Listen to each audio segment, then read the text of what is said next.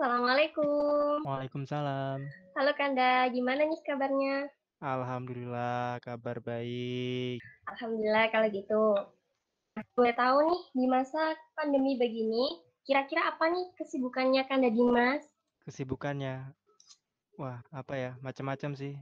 Kalau pandemi gini kan kita ya, jadi kita WFH, kita otak-otak di rumah sendiri gitu kan. Kalau Iya, sekarang sih yang baru itu ada jualan kaos namanya Cozy Cloth. Kalau yang masih jalan sampai sekarang ini ya jualan frozen food. nah kalau frozen food itu nanti gimana Mas sistemnya? Jualan online gitu ya? Online semua pasti. Jadi pesannya tuh lewat WhatsApp ya ke langsung nanti dikirim kayak gitu. Kan sekarang eh, udah online semua sih ya kayaknya ya. Banyak Iya, banget cuman makanan doang, barang sampai apa tuh namanya? Perabotan rumah tangga yang kecil-kecil pun sekarang juga udah online sih kayak gitu kan. Nah, iya, cuman kalau dari saya aplikasinya yang masih pakai eh, WhatsApp WhatsApp, kayak gitu, Facebook kayak gitu, Instagram, belum main ke all shop kayak Shopee. Shopee, Bukalapak kayak gitu belum. Soalnya kan Gitu. pasarnya masih di Kota Malang aja. Iya, jadi kalau frozen food makanan gitu umumnya di daerah aja Mas ya, di daerah Malang gitu, nggak bisa keluar kota. Iya, apalagi frozen food gitu. Kan kalau kita ngirim paket keluar kota gitu biasanya kan minimal, itu kan 2 hari ya. Iya, Sedangkan frozen food itu cuma tahan sekitar 6 jam. iya, benar, benar banget. Iya, resiko di jalan nanti kalau terlalu jauh. Ya, ya udah Mas. Nah, sekarang kita langsung aja kita bahas tentang topik utama kita ya Mas. Oke. Jadi gini, nah sekarang kan banyak banget nih yang pengen jadi wirausahawan, khususnya untuk kalangan muda, misal mahasiswa seperti kita ini. Nah, seorang wirausahawan pemula kan pasti nggak sembarangan ya, apalagi kalau cuman bodoh nekat atau modal nekat aja. Jadi wirausahawan itu apa sih Mas? Biar wirausahawan pemula itu nggak nggak salah paham lagi, biar jadi wirausahaan yang bener gitu. Ya, tentang wirausaha nih ya. Jadi kalau Iya, menurut saya wirausaha itu sebuah kegiatan usaha atau bisnis lah ya. Secara mandiri yang setiap sumber daya dan kegiatannya itu dibebankan pada pelaku usaha itu sendiri atau menyeruan kayak gitu. Jadi eh, kita membuat bisnis kita sendiri, manajemen kita sendiri dengan pengelolaan kita sendiri dan pastinya dengan road kita sendiri gitu. nah jadi gitu. Nah terus berwirausaha itu pentingkah untuk kita? Menurut Mas gimana? Kalau untuk kondisinya sekarang ini ya, di Ya, generasi sekarang ini sangat penting sih menurut saya karena eh, untuk kedepannya kan banyak sekali peluang-peluang bisnis usaha yang bisa kita jalankan. Kenapa? Karena sistemnya sudah online dan itu masih banyak yang bisa dieksplor kayak gitu. Kalau ngelihat target pasarnya ya, kalau di zaman dulu ya sebelum adanya bisnis online itu ya, pasar kita kan cuma di lingkungan lingkungan kita aja. ya benar. Misal kayak kita di kampus atau lingkupannya kota deh. Misal kita di Malang, ya udah cuma di kota Malang aja kayak gitu. Kita mau keluar itu ada apa ya gap tersendiri karena ketika sudah masuk ke kota lain tuh pasti sudah ada suppliernya sendiri-sendiri kan. Nah, sekarang itu enggak karena kita sudah masuk bisnis online jadi menurut saya sangat berpeluang besar sekali gitu. Karena nanti pasarnya bukan cuma satu kota tapi bisa seluruh Indonesia atau bahkan bisa keluar negeri juga, bisa diekspor juga gitu. Dengan bermodalkan ya bisnis online tadi kayak gitu. Ya benar banget Mas. Jadi bisnis online itu sekarang wah luar biasa sekali. Iya, betul. Nah kan Mas Dimas ini kan udah berpengalaman nih dalam berwirausaha. Menurut pendapatnya Mas, bagaimana sih cara kita dalam menentukan ide usaha atau bisnis tersebut. Karena kan menemukan suatu ide itu kan tidak mudah, apalagi ide itu harus kreatif, juga inovatif gitu. Gimana, Mas? Untuk ide bisnis, ada teori lama, itu namanya ATM. Ya, Ya, Nur tahu nggak?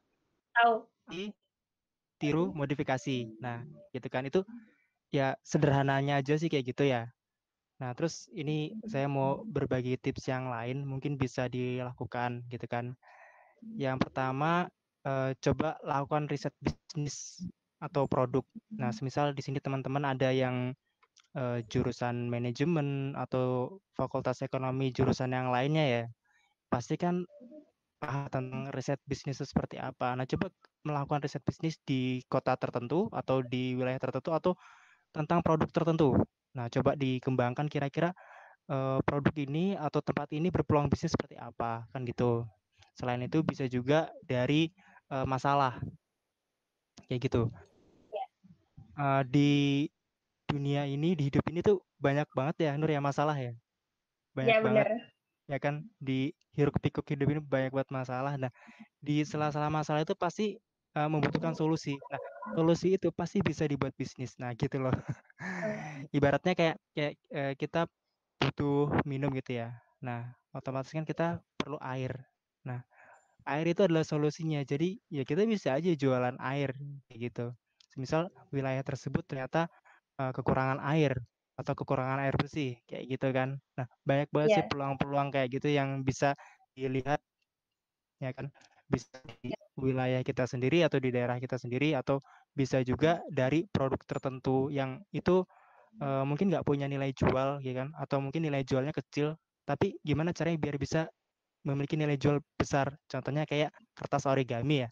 Nah, ini aku punya kertas origami. Kalau aku jual biasa, mungkin satunya harganya 5.000 gitu kan. Nah, ya, gimana kalau aku bikin tutorial, bikin eh, kertas origami yang lipat-lipatan, yang bisa banyak-banyak bentuknya. Bikin burung, bikin kapal, bikin pesawat, dan sebagainya. Nah, terus aku jual dengan harga 500.000. Karena itu adalah ide, itu mahal loh. Kayak gitu. iya, Mas, benar Mm. banget. Selain itu bisa juga kita ikuti perkembangan tren. Nah, ini yang eh, paling mudah ya menurut saya untuk digandrungi oleh kaula muda ya. Iya, Karena kaula muda ini pasti kan sangat mengikuti tren banget ya. Apalagi yang pengguna TikTok pasti paham betul ya, tentang tren fashion, tren kuliner kayak gitu kan. Ya, iya, dia benar. tinggal melakukan sistem ATM aja di situ. Kira-kira apa yang udah ada, kemudian dia tiru dan dia modifikasi. Udah kayak gitu. Iya, Mas, benar banget. Apalagi di TikTok ini kan sekarang apalagi bisa dibuat untuk tutorial cara membuatnya atau cara pengemasannya. Nah, jadi kan orang bisa lihat pengemasannya itu menarik, jadi tertarik membeli. Iya, bisa. Gitu. Nah, terus kan ketika kita udah punya ide nih, Mas, bagaimana cara kita mengembangkan ide tersebut? Cara Ya, mengembangkannya berarti yang pertama harus action dulu ya.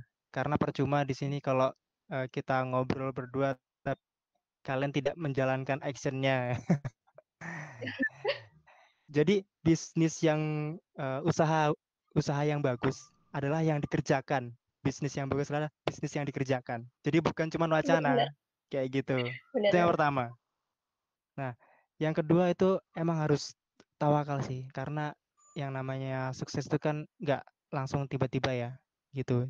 Jadi emang harus benar-benar eh, tawakal ketika itu gagal, coba lagi, gitu. Istilahnya coba habiskan jatah kegagalanmu di usia muda ini, gitu kan. Jadi Iya, nanti ketika sudah masuk umur, ya tinggal hasilnya saja, kayak gitu. Nah, kemudian untuk mengembangkannya bisa juga kalian bekerja sama dengan pengusaha yang lain kayak gitu. Karena ini kan juga eh, sorry, generasi kita ini kan juga merupakan generasi yang banyak kolaborasinya ya iya, benar. gitu. Semakin banyak kita berkolaborasi itu semakin unik dan menarik kayak gitu. Contohnya, semisal Nur nih punya apa namanya band ya, band atau musisi musik Ya, gitu kan. Nah terus di sini aku punya kafe atau restoran tempat makan. Nah terus kita di situ kolaborasi, kita buat atau kafe live musik. Nah kayak gitu. iya Mas, benar. Jadi kita harus kolaborasi ya untuk Bener. khususnya revolusi industri 4.0. Mas, sedikit curhat nih. Boleh. Semisal kita udah punya usaha nih, dan itu udah berjalan lancar. Nah, tapi itu terhambat oleh kesibukan kita, semisal kuliah. Soalnya kan usaha itu kita buat sendiri, dari produksi sendiri. Jadi itu terhambat dan sampai sekarang itu mandek gitu. Gimana itu, Mas? Itu berarti kurang tawakal. Nah ini jadi kalau untuk bisnis ya, yang pertama, oh sorry, ini tak jelasin ada 3 tahapan untuk memulai bisnis. Nah, Ya, yang pertama kamu bisa sebagai sales dulu, gitu. Jadi jangan jangan sepelekan sales loh. Jadi ketika kamu bisa menjual barang itu merupakan modal awal. Yang namanya jualan, yang namanya dagang, bisa menjual barang itu adalah modal awal. Karena kalau bisnis tapi jualan nggak bisa menawarkan produk ya gimana gitu. Pertama, selling, menjual produk. Nah, yang kedua itu adalah eh, punya produk ya. Jadi kayaknya di sini Nur sudah punya produk ya, iya. gitu kan. Jadi kalau kamu sudah bisa berjualan, yang kedua adalah punya produk gitu. Nah, yang tak maksud di sini punya produk itu produk sendiri. Jadi misal kamu jualan kerudung, Iya. ya di situ kamu berarti bisa jahit kerudung kayak gitu. Nah, terus tahap yang ketiga ini baru yang besar, yaitu kamu punya produksi sendiri. Dalam artian dalam skala produksi besar kayak gitu. Dan di tahap ketiga masuk juga yang namanya branding produk. Jadi tahap pemasarannya, tahap produksinya, ya itu benar-benar digencarkan di tahap ketiga inilah itu tahapan-tahapan sebelum kamu punya bisnis yang benar-benar besar gitu, kayak gitu. Nah, terus saya ke Nur, Ya. kalau semisal sudah punya produk, ya kan, terus Ya. gimana nih supaya bisa apa namanya lanjut terus gitu kan? Nah, itu kamu harus punya sistem gitu.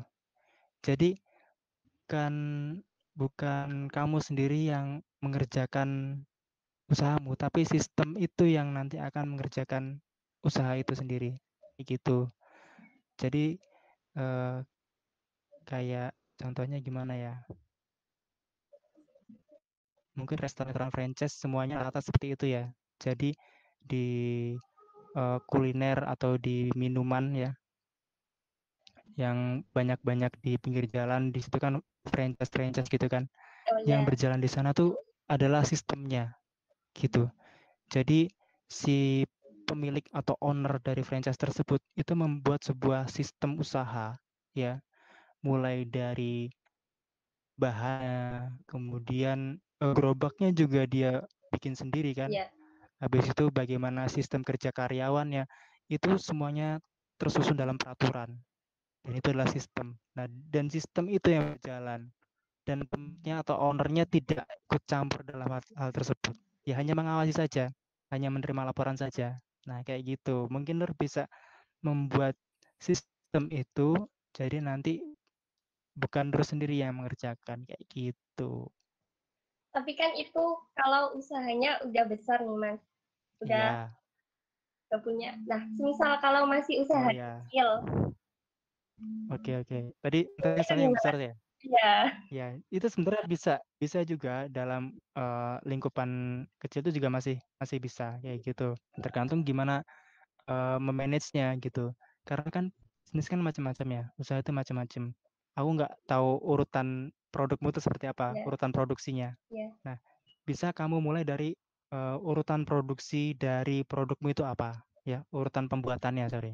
Mulai dari beli bahan, bahan itu datang, kemudian bahan itu dibuat menjadi suatu produk sampai produk itu dijual atau pemasarannya seperti apa. Nah, runtutan itu dibuat itemnya untuk hal-hal untuk orang yang mengerjakan itu coba dibuat job desk-nya kayak gitu. Jadi Nur pastinya nggak bisa sendiri kayak gitu. Pasti butuh partner ya. Baik itu bagian logistik atau kalau makanan berarti chef-nya siapa. Habis itu bagian promosinya siapa, digital marketingnya siapa kayak gitu.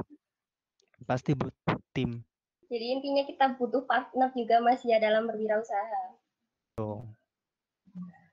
Baik Mas, obrolan kita cukup sampai saat ini. Terima kasih untuk waktunya Mas Dimas. Oh iya, sama-sama. Aku juga terima kasih banyak. Ya, semoga obrolan kita ini dapat bermanfaat untuk pendengarnya ya. Amin, amin. Amin.